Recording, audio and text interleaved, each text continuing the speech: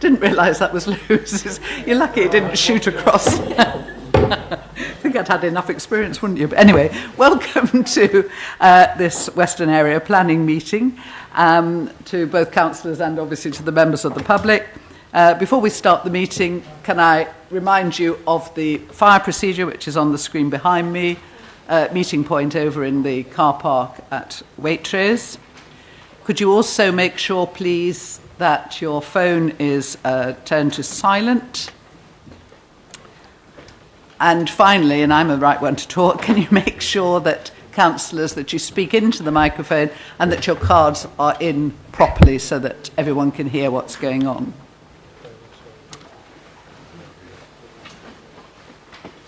Okay. Gosh, welcome to you all. This is a meeting in public, not a public meeting. Delighted to hear what you have to say from the public speaking, but please, when the debate starts, however emotional you feel about a planning application, please will you restrain yourselves from commenting, and please respect other people who are sitting with you. So, on to the main items of business for this meeting. The minutes, they have been, the meeting of the 3rd of February 26 have been laid on the table for the last 30 minutes. Are you content that I sign those as a correct record? And apologies for absence, Emma. We have apologies from Councillors Peter Isherwood, Councillor Paddy Blagden and Councillor Julia Potts. Thank you. And Councillor Hargreaves is just arrived. And have we had any declarations of interest, Emma? None before the meeting, but I believe Farnham Town councillors were declaring non-pecuniary interest. Yes, please. Are there any other interests that members need to declare? Are there any questions from members of the public, Emma? None received. And Elizabeth, this is a total surprise, as you weren't at the briefing, so are there any relevant updates to government legislation? There are none this evening. Thank you very much, Chairman. Moving on to the Thames Basin Heath Special Protection Area, the statement on current capacity. It's listed as ever in the agenda. Elizabeth, have you anything to add to that? Nothing to add to the report. Thank you, Chairman. It is for noting. All right. Is that... Oh, yes, Councillor Fraser?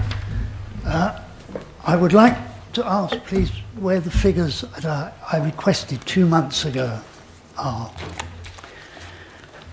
You apologised for their absence at the last Western Area Planning meeting and promised them by this one. Right. Right, Emma thinks she circulated them. I think we better take this outside the meeting and we'll sort it out and make sure you get them. Right. Okay, we'll square the circle. I'm sure they're somewhere and I'm sure you'll get them, Councillor Fraser, as quickly as we can get them to you. There's an appeal decision that was left over, as it were, from last meeting. Louise, would you like to say something on this? Oh, sorry. Thames Basin Heath? I put my hand up. Okay. Thank you.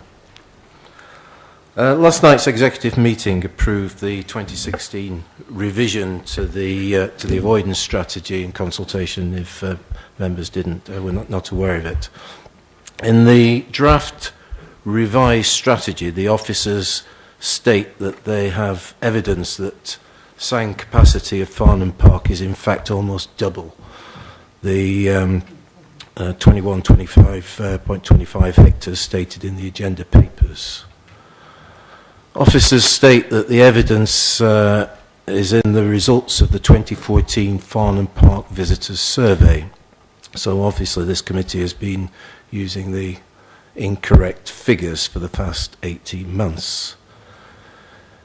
In the revised strategy, officers also state that we need to correct the fundamental assumptions behind the financial calculations. Because the calculations of costings have been wrong. Councillor Williamson, can I ask you to ask a question on this? Because this is coming before Community ONS, and you will have a chance to ask the planning officers this detailed thing. So if you have something to ask that Elizabeth can answer, we'd be very grateful. Okay. In brief, officers are admitting that ever since 2007, the council has been granting consents using the wrong figures.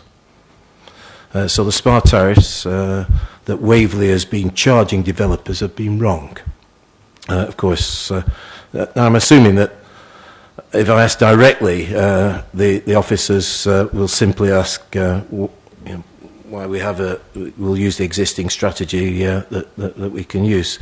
So even though we know the figures and the changes, the charges are contradicted by the evidence and so are entirely wrong. Perhaps I could ask which takes priority, the current evidence of the law and the old mistaken strategy and the policy, or is it the new figures? Which are we supposed to be using? Elizabeth, do you want to answer that? Thank you, Chairman. What I would say is your concerns, if you have any, in respect of the draft review of the avoidance strategy, will be taken into account, and there is a process that's now been triggered by the decision of the Executive to go to consultation on that, and I do urge you to raise those in the context of that consultation exercise. For purposes of this evening, for purposes of the Western Area Planning Committee, I have to say that officers are confident in the information that we give to the committee, and in particular draw your attention to the unallocated capacity figure of 298 dwellings in the report, which is really the key material consideration for you, in that any decisions you make tonight, there is sufficient capacity to allow you to come to the conclusion that there would be no likely significant effect of the decisions that you're making on the interests of the SPA. Any other concerns or queries in respect of the calculation on the avoidance strategy, I think, need to be raised in respect to the consultation on the review. Thank you very much, Chairman. Thank you, Elizabeth. Can I just remind you again that it is coming to Community ONS on the 8th of March, and every member is entitled to come along to Community ONS and speak, so you have plenty of time to make your case. So can we move on now to 7? Welcome again, Louise. Happy birthday, by the way. And could you introduce this item for us? Thank you, Chairman. Members will note that there was an outline planning application for the erection of up to 43 new homes with associated highways, landscaping and open space, with all matters reserved except access at Gardeners Hill Road in Farnham. The application was refused. However, it was allowed at appeal, with the inspector concluding that the development would not harm the character and appearance of the area. He concluded that the housing mix was acceptable. He concluded that 40% affordable housing was necessary. Further, he concluded that the increase in traffic would not hinder highway safety, and that the highway works would improve visibility at junctions, slow traffic speeds and improve pedestrian safety. These improvements would address the highway requirements for the proposed development, and furthermore they would offer wider community benefits. Finally, any disbenefits of the accessibility of the proposal, the inspector concluded, would be outweighed by the need for housing and the high-quality living environment that was proposed in the scheme. Thank you, Chairman. Thank you, Louise. Do you have any questions? Please make them questions and not rants. I think we've all had a rant over this over time. This might be both the question and It usually is from you, Councillor Fred. I've read the inspector's report carefully, and I do recall one comment he made, that he considered the 5-year strategic housing land assessment to be inadequate. And yet, when I check, it's dated 2014. So there's a definite conflict between what the inspector reads and what Councillor Knowles was telling us at the full council. Which are we to accept as the correct interpretation? Chairman, if I could answer that, the 5-year supply figure is updated regularly, as we're required to do. The current figure is, I believe, 4.33. At the time of the appeal, it may have been slightly different because, of course, we're updating it all the time. But the significant point is that we are on record as accepting we do not have a 5-year supply of housing. We do have nearly a 5-year supply, but we don't have a 5-year supply, and that is a material consideration which the inspector clearly took into account and gave weight to. Thank you. Why is it not on the right-hand column of page 7? The right-hand column just outlines the main sort of considerations of the inspector and the main conclusions. The decision was obviously 4 or 5 pages long, so it just sort of highlights those main points. I think actually the benefits of the accessibility of the proposal will be outweighed by the need for housing actually sums it up. But I think, Louise is here to present the appeal decision. You can take this out of the meeting again with Louise if you want to take any of this any further. Are you quite content to note the update on that? So moving on to the applications for planning permission. In the event of any site inspections being necessary as a result of consideration of the applications at this meeting, these will be held on Tuesday the 12th of April 2016 at a time to be agreed. But of course, the idea is that you ask for a site visit ahead of the meeting if possible.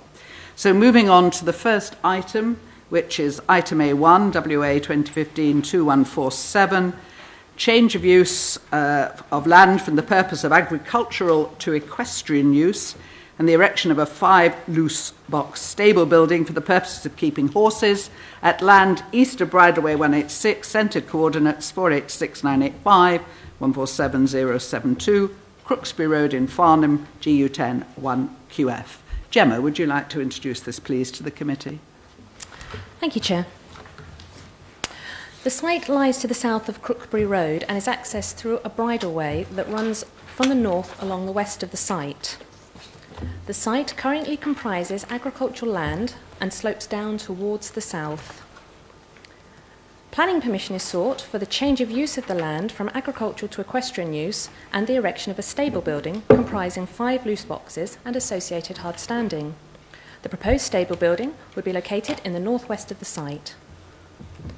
The proposal also involves the installation of a soakaway and a mini waste treatment plant proposed to be sited to the northwest of the proposed stable building. The proposed stable building would measure 23 metres in width, 5.6 metres in depth, and 5 metres in overall height. The proposed building would be constructed from timber cladding and would be sat upon a brick plinth with a plain tile roof. And here are the floor plans. The application follows on from a previous refusal for the erection of a stable block under planning application WA 2015-1141. This previous application was refused as officers were concerned that the proposed stable building, as a result of its overall siting, scale, bulk and design, would have a harmful impact on the countryside and landscape character of the area. Furthermore, officers were not satisfied that sufficient information had been submitted in order to support the existing agricultural grazing use of the land. The following slides now show comparisons between the previously refused stable building, which will be shown at the top, and the proposed stable building proposed under this current application below. So this will be the front elevation, and this is a comparison with the rear, and there's 2 sides. With regard to the floor area, top plan is the refused floor plan, and the one below is that sought under this current application.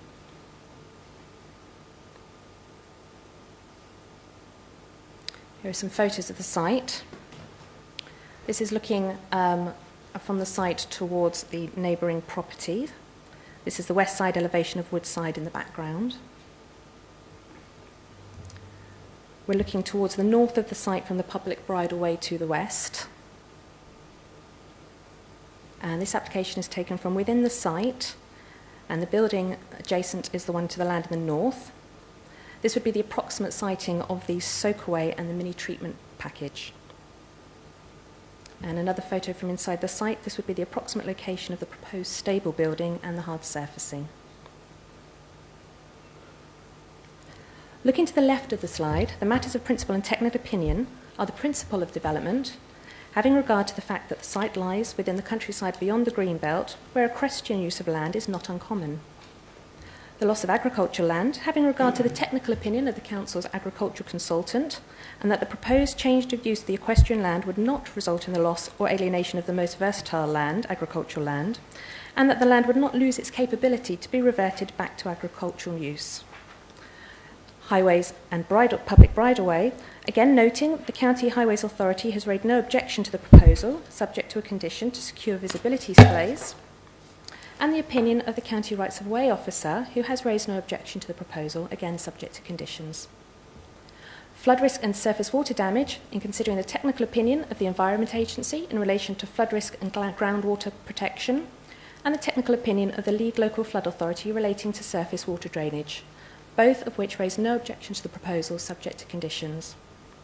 Looking to the right of the slide, members are being asked to exercise their judgment in relation to the impact of the proposal and of the proposal on the countryside and compliance with policy RD13, noting again the technical opinion of the Council's agricultural consultant that the proposed stable building is of a scale that is reasonably necessary for the stabling of 5 horses, and the impact on landscape character, noting the overall scale of the building and how it would relate to the rural character of the area. And finally, impact on neighbouring amenity, noticing distances between the stable building and the neighbouring properties, and that the Council's Environmental Health Officer has raised no objection to the proposal subject to conditions. As an oral update to this application, the Council has received further correspondence from residents in the form of additional wording to strengthen the recommended conditions and additional conditions.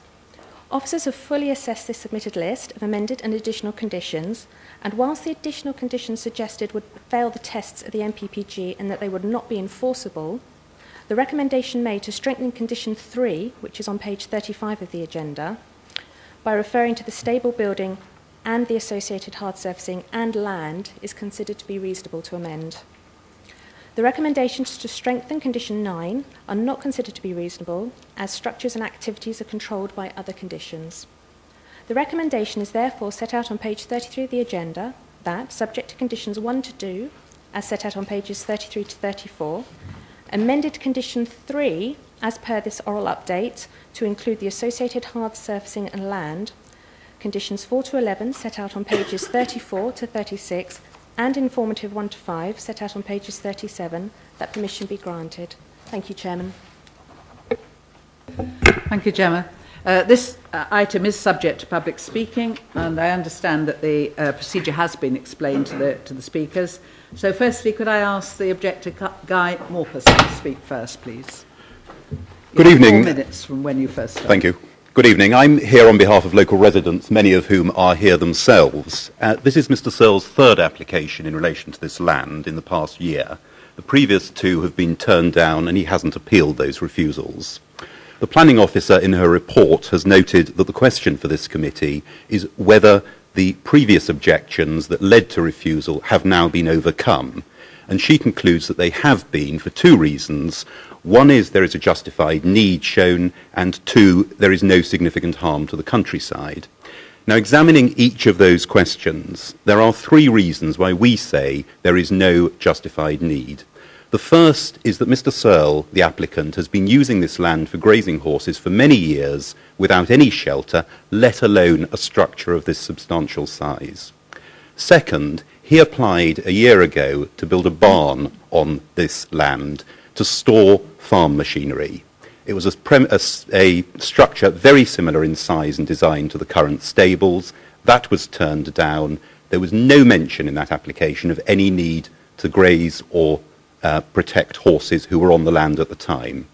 And thirdly, and most importantly, this entire application and the structure and the size, the disproportionate size, is driven by the alleged need to stable 5 horses. But Mr. Searle has given no explanation as to why he needs to stable 5 horses. That drives the entire scale of the building. In fact, the guidance he cites in the application, the British Horse Society, suggests that no more than 4 horses should be grazing the land. The consultants, when they visited, saw 3. The reality is that Mr. Searle has made no secret to local residents of his desire to build houses on this land. And what appears to have happened is the number 5 has been chosen because that gives him the structure of a size that he requires.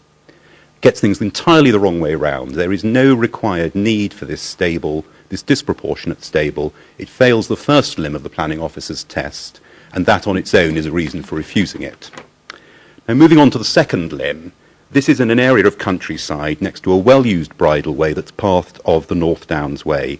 Policy RD13 says that any development should be small in scale, and this is not. It was previously turned down on the basis of siting, scale, bulk, and design. And of those 4 factors, Siting remains the same. The planning officer has noted it is in a prominent position and is notably visible and is seen by the public from the bridleway. The design has slightly changed, as you've seen, but the scale and the bulk is the same. And the main perspective which people will have of this building is they will see it from the bridleway looking front on, as you saw it in those slides. From that point of view, it's actually got bigger. It's now 0.5 metre wider than it was on the previous application. The height has gone down very slightly from 5.8 metres to 5. That has not reduced the very significant bulk. And again, Mr. Searle's own British Horse Society guidance says that the minimum height for his stables should be 2.7 metres, almost half the 5 metres he's proposing. And this remains a very excessive and disproportionate building for this land, very visible from the bridleway. The floor area remains virtually the same as it was before. Nothing material has changed.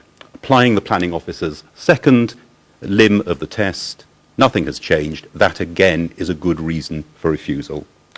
Finally, this is a very well used and narrow bridleway. Mr. Searle has already damaged it by bringing JCBs and diggers in, as you saw on the photos. There is an accident waiting to happen here, either on the bridleway or where it joins the very busy Crooksbury Road, which is essentially a blind exit. We say the design does not overcome the previous reasons for refusals, and we say there are good reasons why you should refuse this application, and we urge you to do so. Thank you, Mr. Morpus. Can we now ask Councillor Kika Miralis, who's coming to speak on behalf of Farnham Town Council? Thank you, Chairman. Farnham Town Council objected to the previous application for a 5 loose box stable building, which was refused in August 2015. We find this application to be substantially the same as the 2015 application and would thus again recommend refusal to the committee for the same reasons. The previous application was refused as, by virtue of its siting, scale, bulk and design, it would have a harmful impact on the rural character and appearance of the countryside and on the landscape character of the area of great landscape value. The rural and landscape character of the area, of course, remains unchanged. The proposed stable building, in terms of its width and height, is only marginally smaller than the previous proposal. Thus, the harmful impact will only be marginally less than that which would have been caused by the previous application. The site is not only within the AGLV and the local plan designation of countryside beyond the Green Belt, it is within the BE3 policy area and adjacent to the North Downs Way, which dictates, and I quote, "no building within close proximity." The Town Council is, of course, mindful of the welfare of the horses which live on the site and have lived indeed on the site with no shelter for many years. We believe that their welfare would be best served by 2 simple open field shelters that they can enter or leave freely and which are used successfully by other horse owners who don't have stables. A stable block with fixed doors would require a great deal of additional work in regular attendance to let the horses in and out and keep the stables clean. As the applicant does not live close to the site, this would further intensify the use of the public bridleway, which the applicant describes in his design statement as the access track to the site. As a local resident has demonstrated by the use of photographs taken over several years, the public bridleway has already been severely damaged by vehicle traffic to the site. The only purpose of a stable block is to improve the living conditions of the horses. A stable block on this scale is not necessary to achieve this objective and could indeed have some negative consequences. More appropriate, simpler and better solutions are available. Taking into account the harmful impact on the character of the area, the damage to the bridleway and the impact on neighbours, the Town Council recommends that this application should be refused. Thank you, Chairman. Thank you, Councillor Miralis. So, members, it's open to you now. Councillor MacLeod. Thank you, Chairman. I'm one of the 2 ward councillors for the area, together with Councillor Stephen Hill. Although there hasn't been a site visit, this hasn't given me the opportunity to visit the site on several occasions due to a number of unrelated applications nearby in the Crooksbury Road area, and actually due to 1 or 2 disputes between the applicant and some of the neighbours, most of which have got nothing to do with the council, but we did get involved in arranging a TPO, tree protection area order, and some of the trees bordering the site to protect them from being cut down. This has given me the opportunity to see the horses on the site. I am certainly not an expert in horses, but I have to say the horses seem to be in good condition. They seem to be healthy, well fed, and therefore being properly looked after. As I understand, there have been horses living in this site for several years, in fact well before the applicant actually owned the site. So this brings the question to my mind of, is this stable block actually necessary at all? So as I say, I'm not an expert in horses, but I've actually looked up the guidelines for keeping horses in fields. And certainly the guidelines do say that shelter should be provided. And this is obviously required, you know, in winter weather. I haven't actually seen the horses during this period. The other point, incidentally, which the guidelines say is that there shouldn't be any barbed wire surrounding a field which has horses. And the applicant has actually erected a barbed wire fence all around the field. But I have to say, to be fair, this doesn't seem to have caused any problem. The horses, it's a large field. The horses don't seem to go anywhere near the border. So what would be an appropriate shelter for horses in this environment?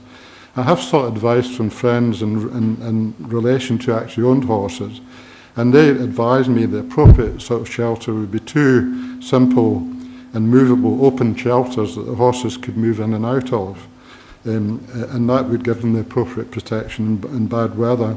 These shelters would not need to be particularly obtrusive in terms of the impact in the local area. But the applicant has actually applied for a large stable block.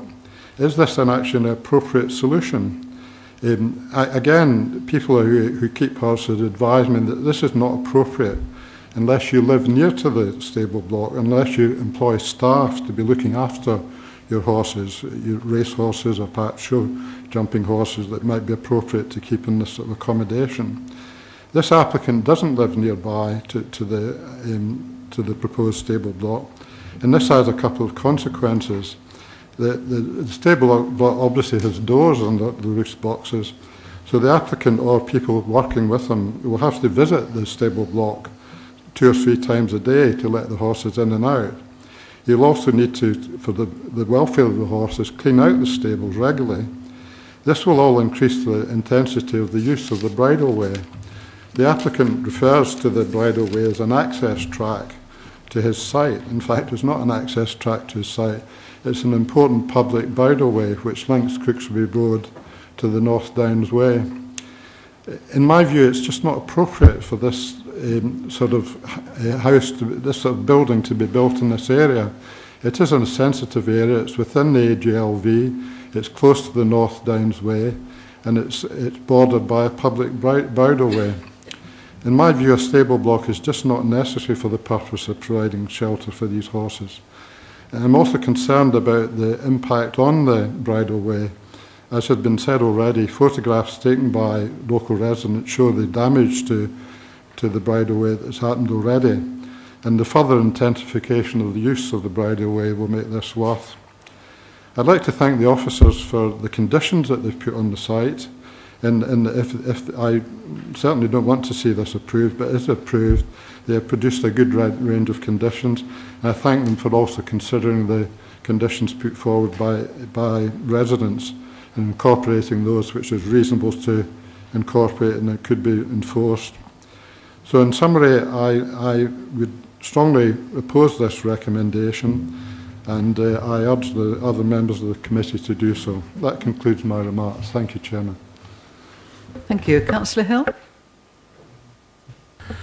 Chairman, I'd like to endorse what the previous speakers have said. I don't want to go over the same ground again, but to my mind, visiting the site, it is the total unsuitability of the bridleway for the potential traffic that will be involved in what could well turn out to be more of an industry than just a stables, from judging by the size and scale of the proposed building. and thinking about the amount of food, the vehicles that will be along this very narrow and currently extremely muddy track. I just don't think this is the right site for this kind of activity, although I welcome the additional conditions that officers have put into the application. I just don't see that I can support it, as I think it's really, really unsuitable for this location. Thank you, Councillor Hill. Gemma, do you wish to come back on any of the many points that have been raised?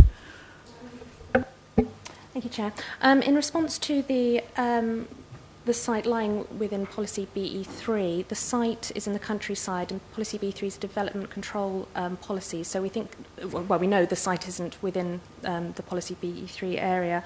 I think that's the only thing I have to pick up on. Thank you. Thank you, Gemma. Any other members wish to speak on this item? Councillor Lear? Thank you, Chairman. I'm not an expert on equestrian matters, but this is really big.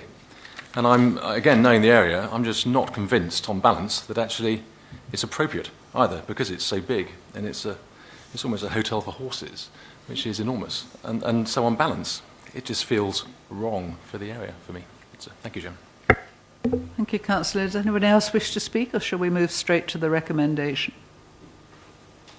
We move to the recommendation then. Gemma, do you want to just explain the amended condition 3 in a little more detail, please? Thank you very much, Chairman. If you'd like to look to page 33 and condition number 3. Sorry, I beg your pardon, 34, condition number 3. The condition itself says the stable building hereby permitted shall not be used other than for purposes of private equestrian use.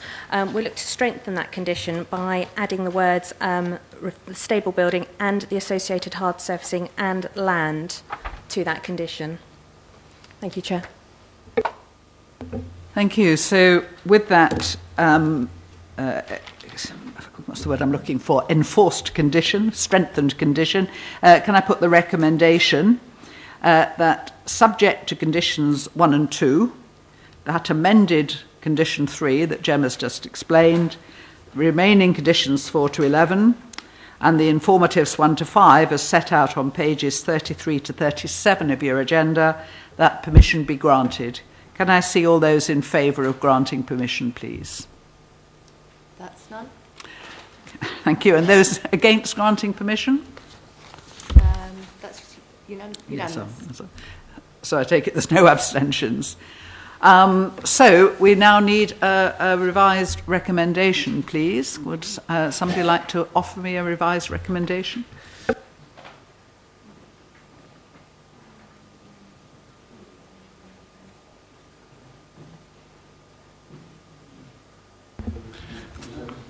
Councillor Pritchard? Thank you, Chairman. I'm not very good with words, but what I would say is definitely that the proposal is contrary to policy C2 because of its size and bulk, and I think that's what we're emphasising here. Because of the size and the bulk of the proposal, it's outkeeping of the local area, and it's contrary to policy C2. Do the officers want to comment on that before we move on to another suggestion? Yeah, I think we can capture that in a condition. Reason for refusal. We'll be looking at refusing by virtue of its siting scale, bulk and design. It would have a harmful impact on the rural character and appearance of the countryside, and the landscape character of the area of the AGLV, and conflict with policies C2, C3 and RD13 of the local plan. And the MPPF 2012, paragraph 17. Right. Thank you. Don't forget paragraph 17. Does anybody wish to add anything to that? Are you all contented that that's a strong enough refusal? Councillor Hill? Well, I just think that vehicle movements ought to be mentioned. I mean, the access onto Crooksbury Road is actually quite dangerous, as I know from my experience only this afternoon. So And I think that ought to be mentioned.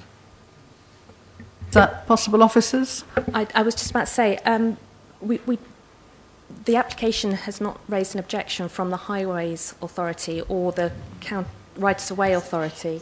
Therefore, I think it would be difficult for us to be able to substantiate a reason for refusal on that reasons, given the technical opinion of both those departments. So I think... sorry. Chairman, just to endorse what Gemma has said, this is one of those matters whereby we recognise your sense of the circumstances, but as a planning authority we look to the technical advice of our highway colleagues, and in this instance they wouldn't support us if we came out on appeal, there was an appeal, and started to try and make an argument that the access is unsafe.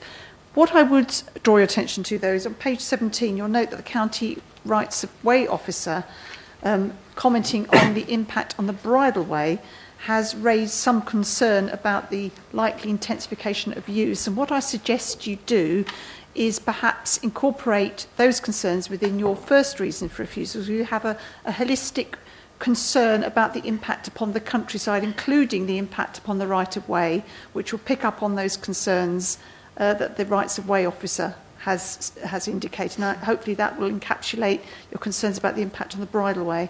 And I think if you were to do that, you'll stand a better chance of being able to defend your concerns on appeal. I hope that's helpful. Thank you, Chairman. Thank you, Elizabeth. Councillor Story. Thank you, Chairman. As usual, Elizabeth has preempted me here because it was the public bridleway that I was going to bring up. The other thing I just wanted to say was that we've just seen, in regards to the appeal for Gardens Hill Road, what happens when we go against the Highways Authority technical advice in relation to any kind of planning.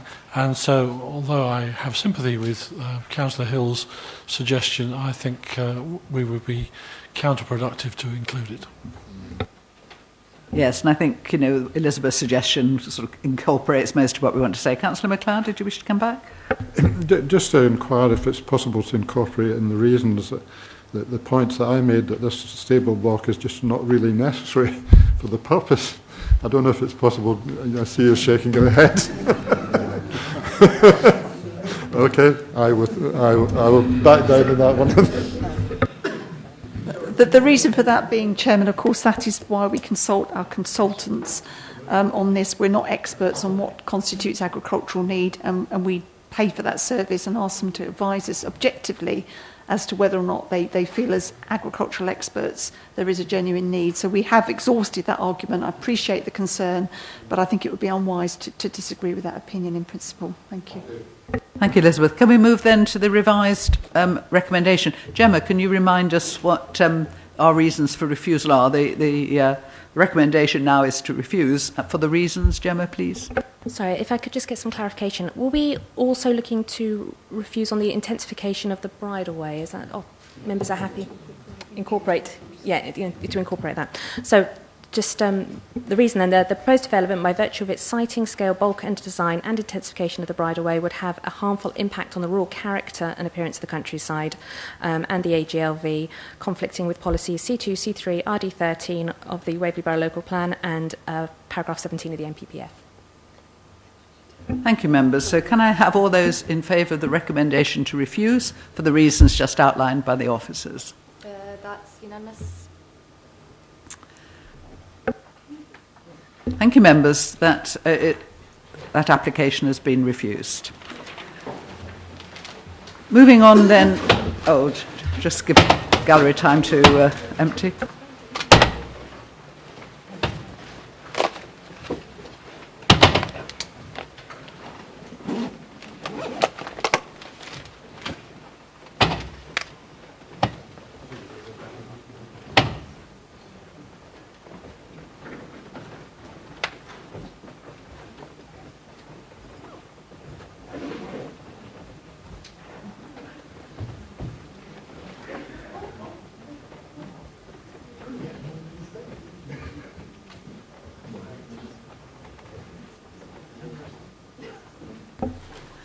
Right, moving on then to item A2. Technically, as you can see, this was listed as a public speaking item. In fact, there were 5 letters of objection, but as 2 were from the same address, in fact, there weren't 5, it counts as 4. As it happens, we had no public speakers in any case, so there is no public speaking on this item, even though it's listed as A2. So, Rachel, this item is WA 2015-2389, the erection of 12 dwellings following the demolition of 2 existing dwellings, together with associated works. It's a revision of 2015-1360 at land at 25 and 27 Hernans Close, Farnham, GU9 9JF. So, Rachel, please, would you like to introduce this? Thank you, Chairman. Here you'll see the location plan on screen. Site outlined in red for you, hash green. You'll see it's on the east side of Hernans Close in the residential location. Here you'll see the aerial view. You'll note the existing site has 2 existing dwellings, numbers 25 and 27 Hernans Close, and the site's made up of those 2 dwellings and their associated garden. I'll take you through a few existing photographs of the site. You'll see these are photos of the 2 existing properties on site. You've got 1 bungalow, 1 chalet bungalow there.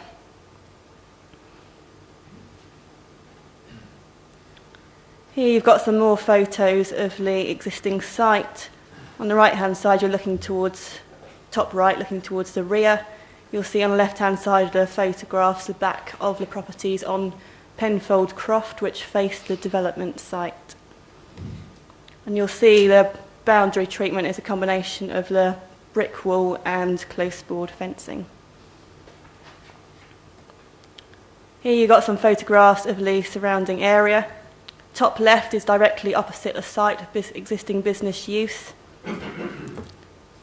On the top right, you'll see that's an existing block of flats there right at the end of Hernans Close.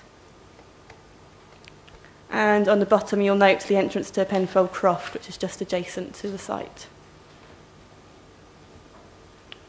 And 2 photographs of the immediate neighbours to the site. You'll see again top right, similar photo to what you've seen already, but that's the back of Penfold Croft facing onto the site. And bottom left, that's the bungalow next door, which is number 29. I'll take you through the proposal itself now. The proposal is for 12 dwellings, which are laid out as 6 pairs of semi-detached properties. You'll see these 4 will front onto Hernans Close itself, and they both have parking areas directly to the front. The remaining dwellings are arranged around the parking court area, with 2 properties having their own attached garages. That's plots 10 and 11 you'll see at the rear. And you'll also see a separate entrance to access the parking directly in front of plot 4.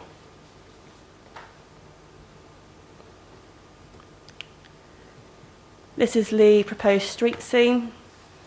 You'll see the heights marked on of 7.8 metres and 8.03 respectively.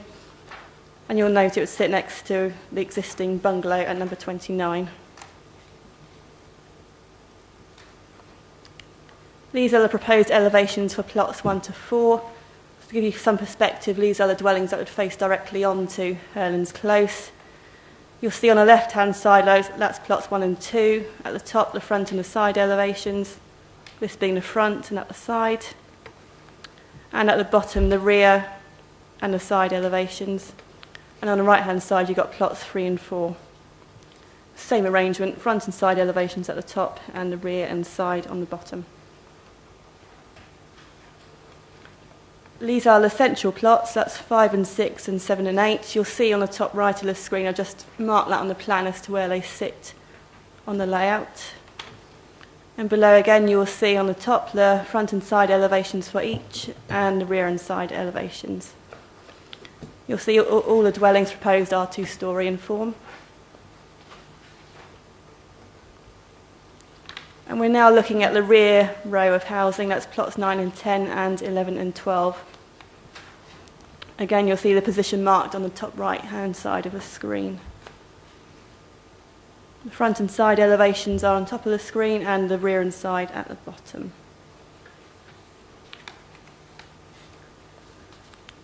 Moving on now to the determining issues for this application.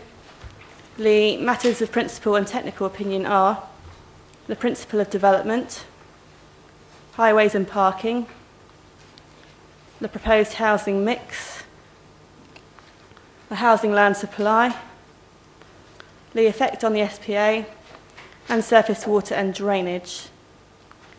The matters of judgment in this case are the design and visual amenity, residential amenity, and the standard of accommodation and provision of amenity space.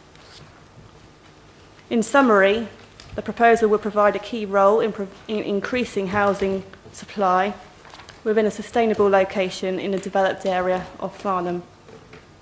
The proposed development is considered to be of an appropriate layout, scale, design and form, which achieves a high density whilst also enhancing the character of the street scene.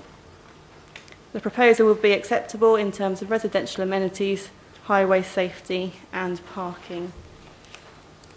If I could now turn your attention to the update sheet for this item. You'll note that an additional consultation response has been received from Network Rail. Network Rail has raised no objection, subject to a number of mitigation measures to avoid any disruptions to the operation of the railway that runs along the rear of the site. Members will note that conditions 15 and 19 have been amended, and that's to reflect the requirements of Network Rail, and additional informatives recommended.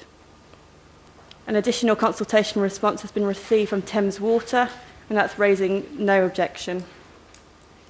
The Council's Waste and Recycling Officer has also raised no objection to the application.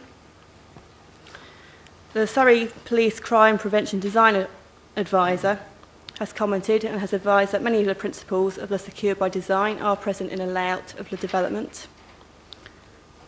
Some concerns were expressed regarding the positions of plots 1 to 4, that's the dwellings at the front of the site, in terms of their positioning because they're not directly overlooked.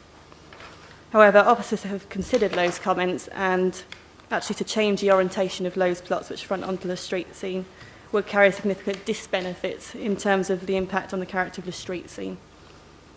And in addition, officers would note that the 2 existing dwellings on site do have that same orientation. And as such, officers consider the proposed layout to be acceptable. There is one additional verbal update on this, an additional consultation response which has been received from Surrey Wildlife Trust, and that's raising no objection. I'll turn now to the recommendations. First of all, to recommendation A, and that is that subject to the completion of an appropriate legal agreement in respect of the SPA by the 5th of the 6th, 2016, and subject to conditions 1 to 14, 16 to 18, and 20 to 26 as set out on your agenda report. Amended conditions 15 and 19 as set out on your update sheet, and informatives 1 to 11 on the agenda report, and informatives 12 and 13 on your update sheet. That permission be granted. Not a long-winded one there. Recommendation B remains as set out in your agenda report. Thank you, Chairman. Thank you, Rachel. I hope you'd all looked at your conditions before you came tonight, so that made perfect sense. Right, members, Councillor Lear first. Well, I really don't mind. Whichever goes first, the other goes second. So, Councillor Storr. Yeah, I'm claiming privilege because it's my ward. Yes, this is Herlands Close is an interesting mixed ward, street rather, that has modern housing at one end, this very large estate of high density within coming off at the middle. It's got industrial buildings on the other side of the road, and some larger and variable quality housing at that end of the close. Number 25 and 27, let's say they were tired. They weren't particularly attractive buildings, and although they still exist, they looked better than that, but they never were particularly attractive. I've been in both, and I dare say I run the risk of losing any support from the bottom end of Hurlands Close, but to me this is a very good use of the land. It's backs up to Penfold Croft, which, as I've already said, is a very high density development, and I think it's a very suitable development for this area. Can I also note that there was some question in Rachel's report about the housing mix. Going back to the inspector's report from Gardner's Hill Road, policy H4 is overly prescriptive, and revised housing mix was acceptable there. I think we should take that as gospel. Thank you. Yes, thank you, Councillor Story. I think my views on H4 are well known. Councillor Lear. Thank you, Chairman. Interestingly enough, the planning history on this one is material. I think Councillor Story has said almost enough for me really as well, but in essence, I think that the planning history on this actually adds to its advantage, because looking previously, we've had 15 dwellings, of which they're flats, which I don't like. And I have to say, looking at the plans on this, I think they're a very well considered set of architectural drawings, and I like the layout. I think it works. The parking seems you could always do with more parking, but it's adequate, and I'm sure it fits in the requirements. So no, I cannot see any reason at all to go against this proposal. Thank you, Chairman. Any other councillor wishing to speak? In which case we'll move straight to the recommendation. I'll ask you all to repeat it after me. So the revised recommendation, if I remember it correctly and I've got it down correctly here, is that subject to the completion of an appropriate legal agreement in respect of the SPA by the 5th of June 2016, and subject to conditions 1 to 14, 16 to 18, 20 to 26, and the informatives 1 to 11 as set out in the agenda report, plus the amended conditions 15 and 19, and additional informatives 12 and 13 as set out in the update sheet, that permission be granted. Can I see all those in favour of granting permission, please? 1, 2, 3, 4, 5, 6, 7, 8, 9. And those against? Abstentions? 1. Thanks very much indeed. Oh, sorry. Yeah, sorry. We have to do recommendation B in the event that the conditions are not met. Moving on to the recommendation B, in the event of the requirements of recommendation A not being met, probably because they haven't understood a word of them, that permission be refused. Can I see all those in favour of refusing permission in that case? That's unanimous.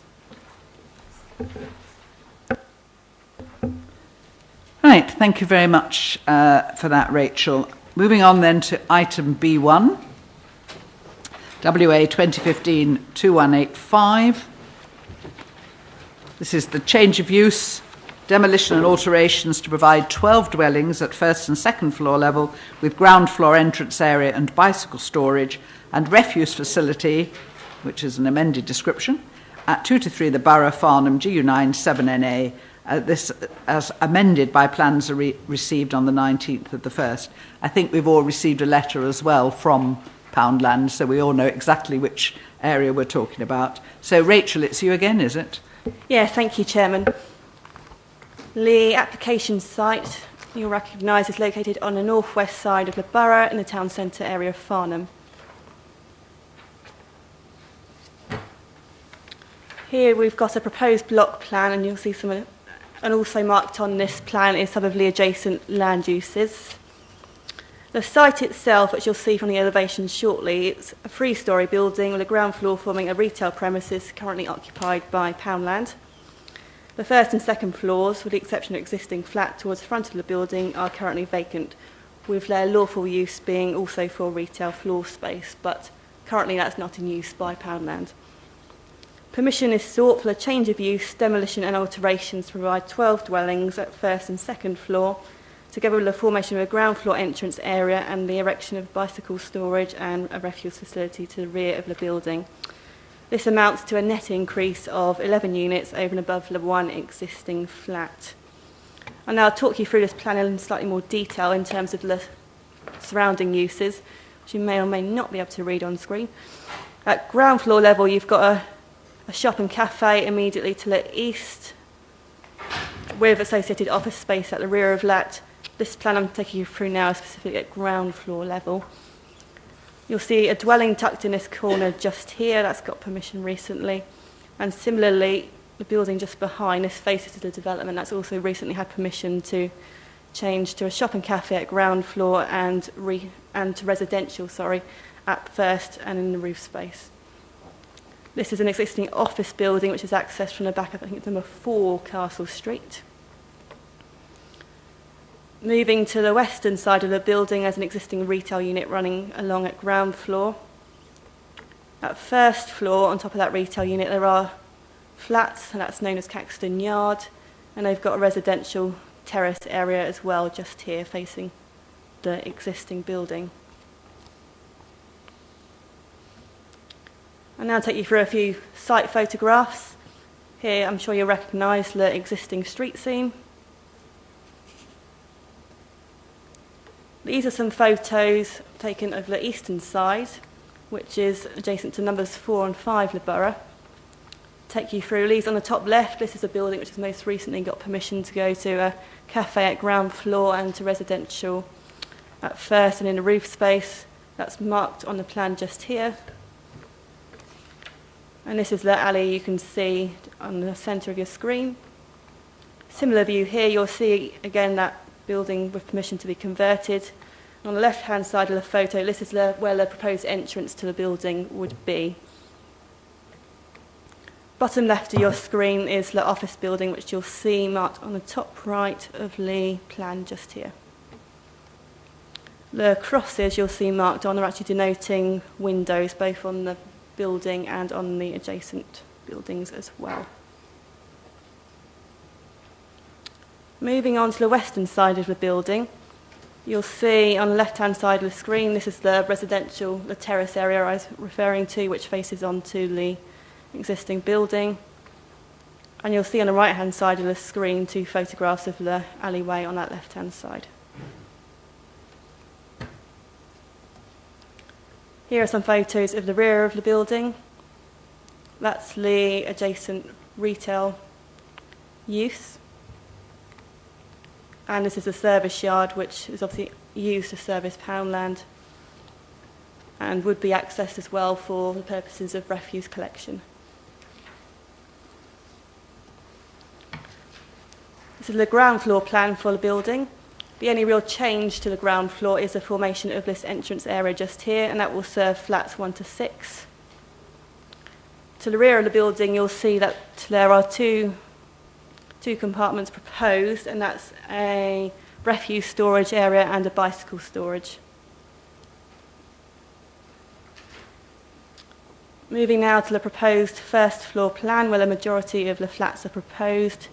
9 of the flats would be spread over this floor. The main entrance to them is just coming up here. And you'll see there are some small amenity areas just outside here.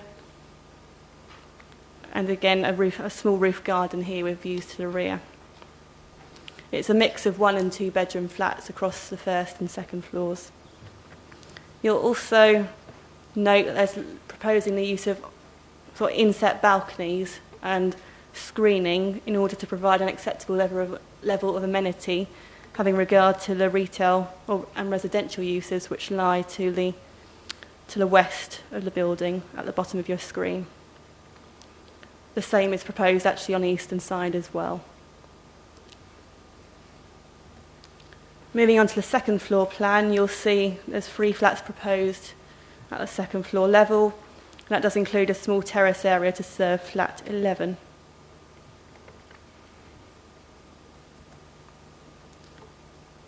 Now taking a look at the proposed elevations. As you see, currently existing, this is the proposed south front elevation.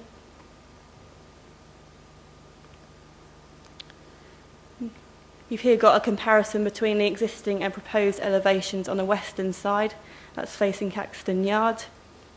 One key change you'll note is the large pavilion structure at the roof level, and a lot of the roof terrace fencing is being removed and opened up. And the only use of actually that second floor area would be this small terrace area, again serving flat 11. So you've actually got a reduction there in terms of the overall bulk and structure of the building. And here at the bottom you'll see perhaps slightly better the proposed balconies and the screening that would be provided.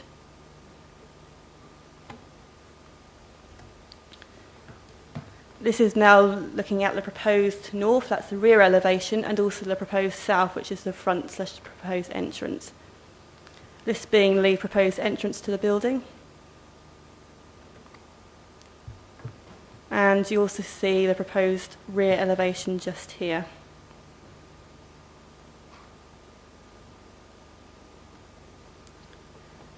We're now moving on to the eastern side elevation, both existing and proposed. This is facing 4 and 5 the Borough. Again, you'll note that same removal of the large pavilion structure which exists at the roof level, and a reduction in the fencing and barriers which you see currently at that same level. Again, you'll see screening along here to the main amenity and terrace area. That's also the main access area to the flats. I can take you now to the determining issues in relation to this application. The matters of principal and technical opinion are the principle of development, the loss of retail and impact on the town centre, the impact on the listed building, impact on the conservation area, highways and parking, housing land supply, the effect on the SPA, and planning infrastructure contributions. The matters of judgment in this case are the impact on visual amenity, the impact on residential amenity, the standard of accommodation and provision of amenity space, and the density and mix of housing. To provide a summary on this, the previous application, WA 2015-1151, was refused on the basis of a poor standard of accommodation which failed to provide adequate light, outlook and privacy to future occupiers. The current proposal, in comparison, has an amended layout and includes the use of inset balconies which have enabled larger windows to serve the proposed flats. The proposal is also accompanied by a technical sun and daylight assessment which confirms that the proposed flats would receive an acceptable level of daylight. The proposal would bring back into use the upper floors of a listed building, which makes a material contribution, or would make a material contribution to the housing land supply, and also add to the vitality of Farnham Town Centre. The proposal would provide suitable accommodation for future occupants, including appropriate amenity space, cycle storage and bin stores. And the proposal would be acceptable in terms of highway safety and parking. I can now draw members' attention to the update sheet for this application. Members will note listed building consent was granted on the 1st of this month for the development. This is a joint application with the current proposal. It is highly material that the proposal was found to be acceptable in terms of the impact on the listed building in that application. The agenda report also finds the proposal to be acceptable in terms of the impact on the listed building. Nonetheless, members are advised that it would be unreasonable to conclude that the proposal would be harmful to the listed building, having regard to this decision. Members will also note amendments to the contributions in respect of education, following on from discussions with Surrey County Council. An additional refuse strategy has been received, which provides additional indicative information. These details are sufficient to demonstrate that suitable refuse arrangements could be achieved, the final details of which would be secured by way of condition. The Council's Waste and Recycling Officer has commented on the amended refuse management strategy dated the 10th of February 2016 and advised that this would be satisfactory.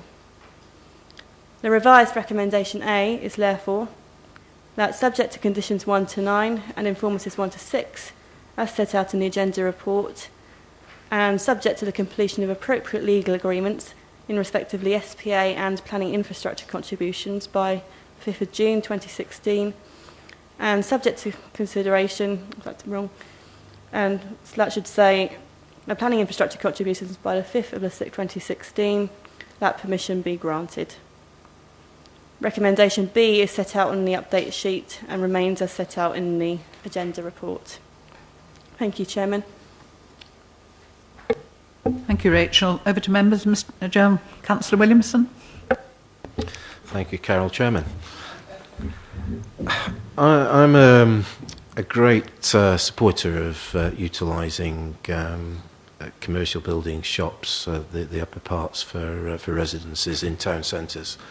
The advantages that it offers are tremendous. Not just the sort of improved vitality of the commercial centre, but just the extra oomph that it gives a town. However, this is a conservation area. So much more could be done with that building, with a good architect and imaginative scheme. Looking at those diagrams, it looked industrial. In fact, it looked poor industrial. I've seen far better factories in back streets than what's been presented this evening.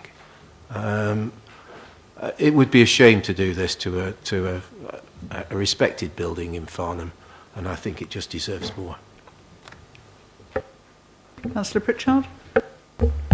Thank you, Mr. Chairman. I would be really disappointed to see the loss of this retail area. I think actually this plan is hideous. I think it's cramped. I think the density is not good. There's no green space. If I lived in this property, in one of those properties, I would say to myself, well, my grandmother wouldn't be able to visit because she wouldn't be able to have any disabled access to the area because there's nobody to park.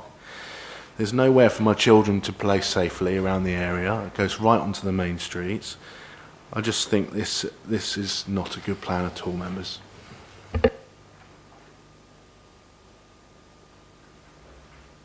Members, yes.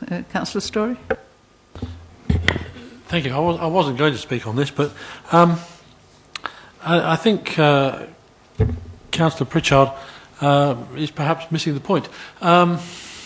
We have given permission for quite a number of flats on commercial premises within the vicinity of this, in particular the rear of the Herald building, bottom end of Castle Street, some at the end of Cambridge Way, and so on. And they're not intended for families with lots of children and with grannies who need to get up the stairs and so on. They're really for younger singles or newly married couples and so on, where they're quite happy to live for a few years in these kind of circumstances and move on to places with grass and car parking spaces and so on later on. I think this is a very good use of redundant space. Evita Voni could never find a suitable use for that upper sales floor or for the pavilion, which they got permission for and I don't think ever used. I will be supporting this one. Thank you, Councillor Story. Any other councillors? Oh, good, because I was going to say I'll join in if nobody else. So Councillor Hodge first and then Councillor MacLeod. Thank you, Chairman. I'm all in favour of reusing commercial space in the centre of town, and I've no aversion to in a town living. I think it's very appropriate at this day and age. This scheme does seem to lack a lot of imagination, though. It's ugly, large expanse of flat roof, and I do think they've missed an opportunity to do something really quite good with this space. Thank you, Chairman. Thank you, Councillor MacLeod. Yes, I broadly agree with most of my colleagues, actually. I think it is good use of the space, but it's very, very poor design, very cramped design. It's overdevelopment. I noticed the smallest flat is 44 square metres, which is like 6 paces by 7 paces, which is sort of the area that we're sitting in, and probably a bit smaller than that. It just seems a very missed opportunity and a poor design. So I support the principle of flats in this area. I just think this is a very bad design. I think it should be reconsidered. Thank you, Chairman. Anybody else want to comment? In which case I'll put my 2 pence in. I think this is absolutely fine. Given what Vita Voni did to the building, I think actually they're improving some of the building by what they're doing, including taking out some of the pavilion, is that what we're calling it? And to me, just to see life down these alleys is just going to be so much better. I mean, given what that looks like now, I really can't see why converting it into flats, you wouldn't really expect them to knock the whole thing down and put up something, ridiculously expensive. It's just never going to happen. The space is there. It is redundant. There's no way Poundland can go up to 3 floors and have a wine bar at the top. Vita Voni, as Councillor Story said, couldn't get it to work. It's been a big site. It's been a messy-looking site when Woolworths had it. It was hardly a thing of beauty. And I have to say, it's like everything else. It's not how I would design it, but I think it's a perfectly good use of redundant space, and I will certainly support the recommendation. Any other members wish to speak before we move to that recommendation? In that case, we put the recommendation to the committee. Did the officers wish to come back on anything before we go to the recommendation? Chairman, if I could just add one point. Our favourite subject, of course, is housing land supply. And just to remind members that this is really probably the best sort of location for us to target residential development if we possibly can. This is a brownfield site in a highly sustainable location. It's making a good use of an existing site. It ticks all the boxes in relation to conservation and preservation of the listed building.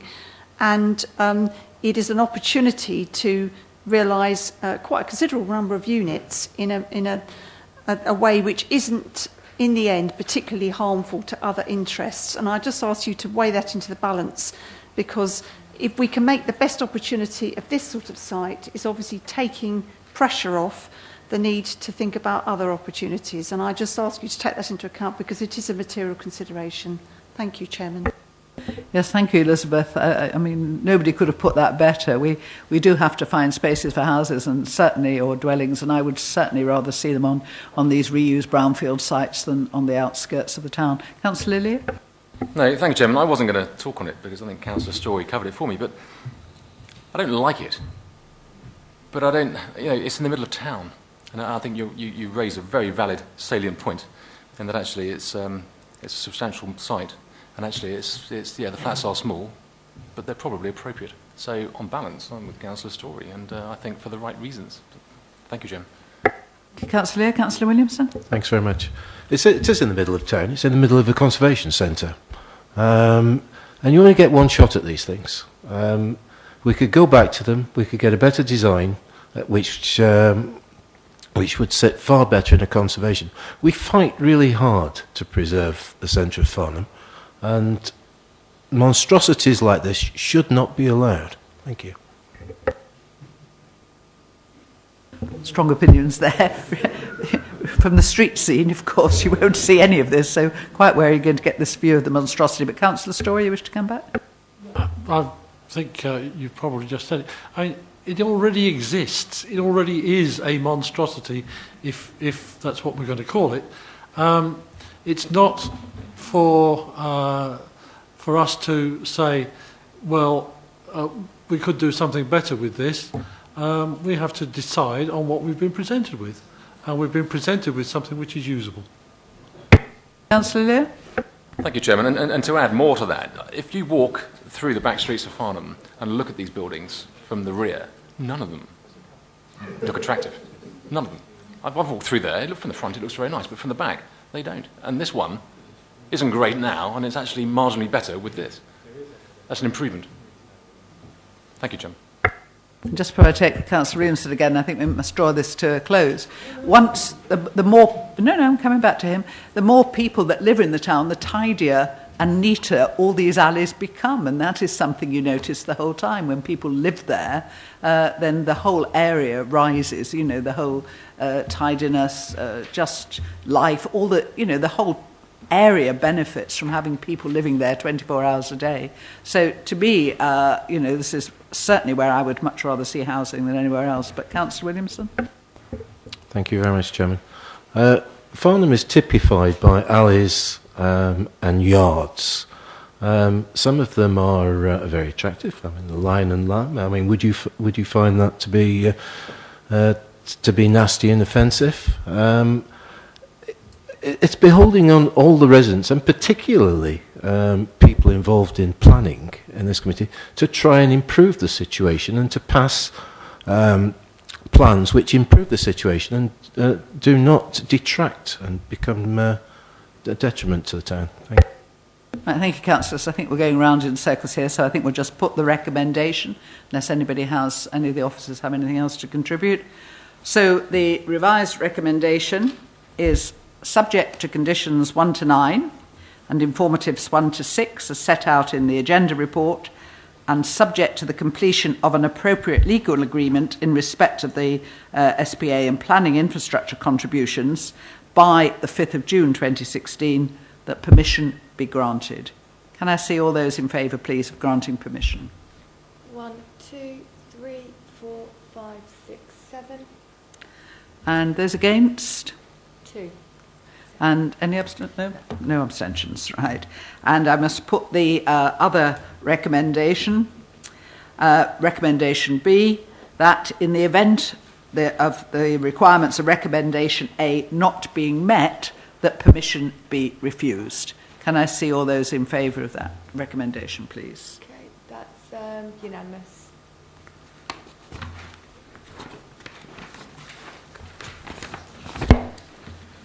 Thank you. Moving on then to item B2, WA 2015-2185, the erection of 21 affordable dwellings following demolition of existing buildings together with associated works. This is a revision of 2014-2387 at 40 Waden Lane, Farnham, DU9 HUP, as amplified by additional drainage information received on the 25th of January this year. And Rachel, I think it's you again, isn't it? It is me again. Thank you, Chairman. This is the location plan for the proposed development. You will see that the application site comprises 2 separate parts on either side of Waden Lane. There is the former Dairy Crest depot site itself, that's located to the south of Waden Lane, you'll see noted on screen. And also the adjacent staff car park to the north.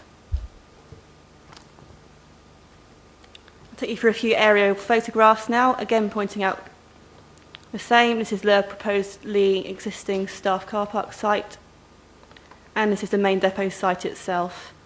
You'll see it's got a number of buildings which largely follow the perimeter of the site.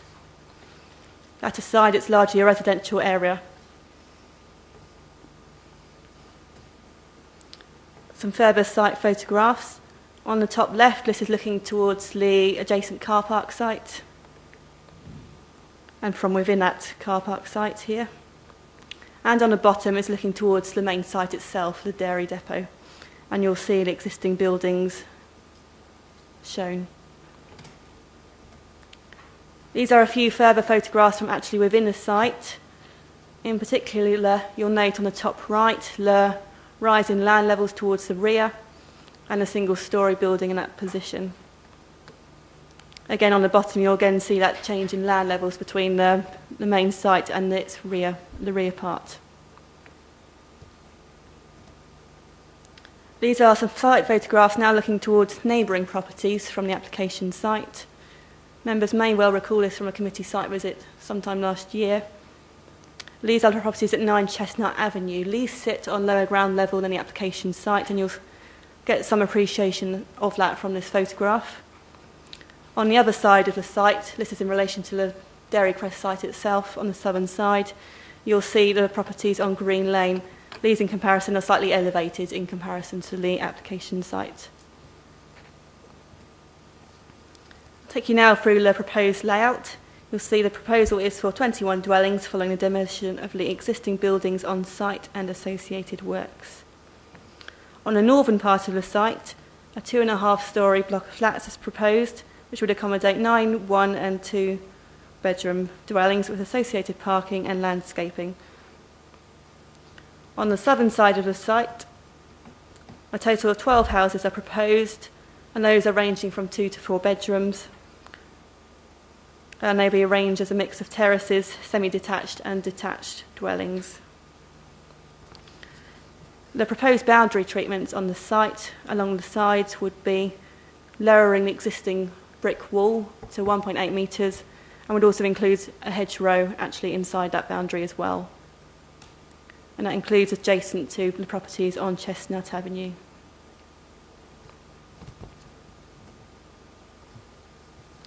Take you now through some of the plans.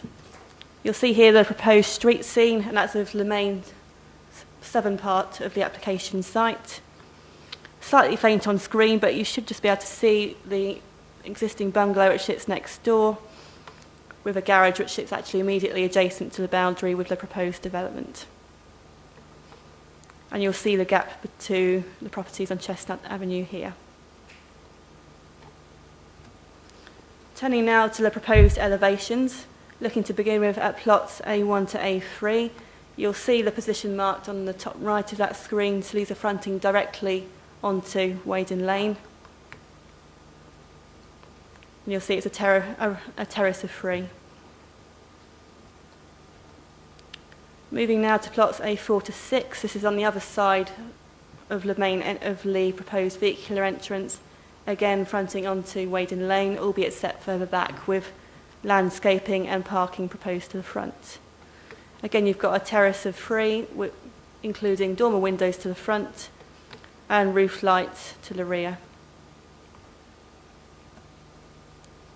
This is plot A7, which is a detached dwelling, and that's in the southeast corner of the site. And on the bottom, I've also included plots A8 and A9. These are 2 detached bungalows, and they're positioned at the rear portion of that site.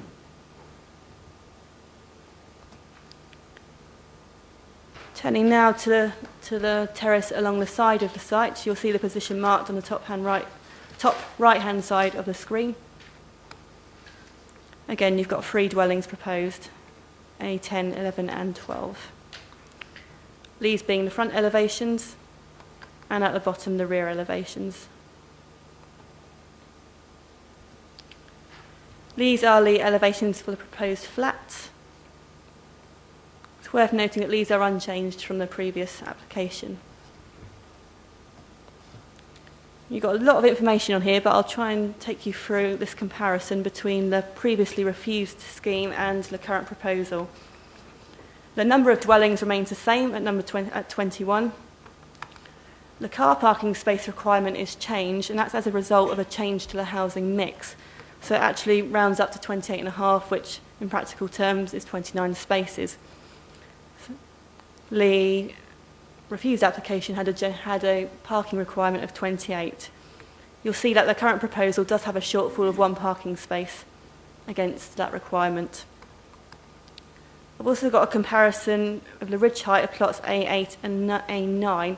Those are the bungalows proposed at the rear of the site as part of this scheme. And they have obviously been reduced in height from the 2-storey dwellings proposed previously. I will show these in plan form on subsequent slides. Those have subsequently been reduced in the bedroom numbers from 4-bedroom to 2-bedroom. Plots A4 to 6 are the row of terrace on the front, fronting onto Waden Lane at the front of the scheme. There's been an increase in the bedroom numbers in those properties going from 2 to 3 bedrooms. And I've also provided a summary there, and this is also in your agenda report, of the proposed mix and how that's been altered from the previous proposal.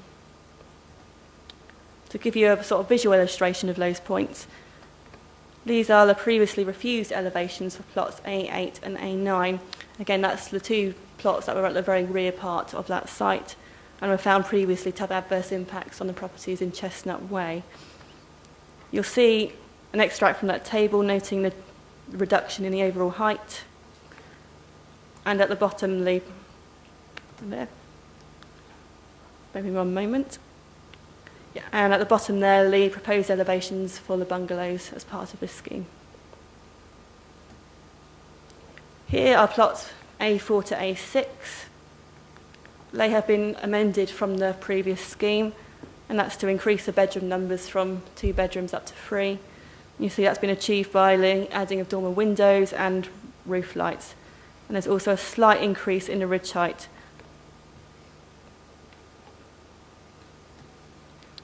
Here you'll see a comparison between the previously refused and proposed block plans for the southern part of the site. You won't see a huge amount of changes on the block plan itself, but I will point out the dwellings that have changed. These are plots A4 to A6. You'll see on the current proposal, those are the ones where the dormer windows have been added and the roof lights at the rear. And this is the rear part of the site, plots A8 and A9, where those 2-storey dwellings have been reduced to bungalows. I can take you now through the determining issues for this application.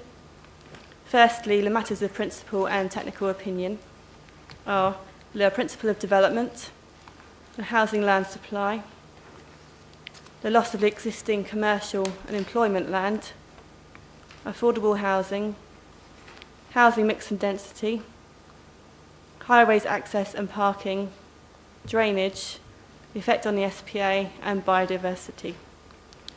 The matters of judgment are the visual impact, layout and design, the impact on residential amenity, and the amenity space and living conditions. The proposal would be providing 100% affordable housing. All 21 units would be affordable. And to summarise, the proposal would represent a sustainable use of previously developed land and would provide a significant amount of affordable housing which would meet an identified housing need. The general layout, design and layout for the scheme are considered to be acceptable. The proposal is a revision of a previously refused application, that's WA 2014-2387. The changes that have been made in comparison with that refused scheme, in particular replacing the 2-storey dwellings at the rear of the site with 2 bungalows, are considered to overcome the previous objections in terms of residential amenity. The proposal would generate an increased parking requirement, against which there would be an under-provision of 1 space. This is considered by officers not to be significant, taken against the wider context of the scheme and having regard to the significant benefits that are associated with the proposal. If I could now turn members' attention to the update sheet for this application. Firstly, in respect of affordable housing and the SPA, appropriate legal agreements have yet to be completed in relation to this application. This is reflected in recommendation A, which is that subject to, if permission is to be granted, let that be subject to their completion by the extended expiry date of the 5th of June. 1 additional representation has been received from a dwelling on Chestnut Avenue, and that's advising that they wish to withdraw their objection. The revised recommendation A is therefore that permission be granted, subject to the completion of appropriate legal agreements by the 2nd of June, well, the 5th of June, I should say, to secure affordable housing and a contribution in respect of the SPA.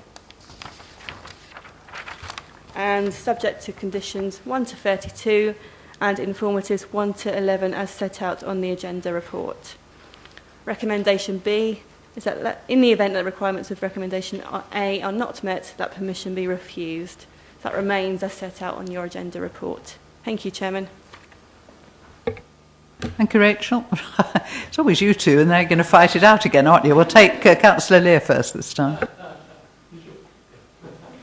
No, thank you, Chairman. This is almost quite refreshing, because I think this is the way that planning should work. We should have debates like this, and then we've had a refusal on it, and they've actually been, I think, quite conciliatory. And I think they've come back and they've actually, played within the rules of what I'd like to see with planning, and I think actually what they've done is good. And I can't really see a reason to go against it. Thank you, Chairman. Councillor Story. Well, thank you, Councillor Lear, for saying what I was just about to say. We liked this proposal when it came before. It provides a number of affordable housing. It's a housing association development. It's a piece of redundant brownfield land, which is going to be reused in an appropriate way. The only sticking point previously was the overlooking of the couple of houses in Chestnut Avenue, and this beats that without any problems whatsoever, and I think we should support it wholeheartedly. Thank you, Councillor Stroud. Any other councillors wish to speak? Councillor Fraser? Simple agreement. I was against this the previous time for the simple reason that there was some valid objections from local residents. These have been answered in full by Thames Valley Housing. It now comes back to us as a very much improved scheme, which will certainly gain my support.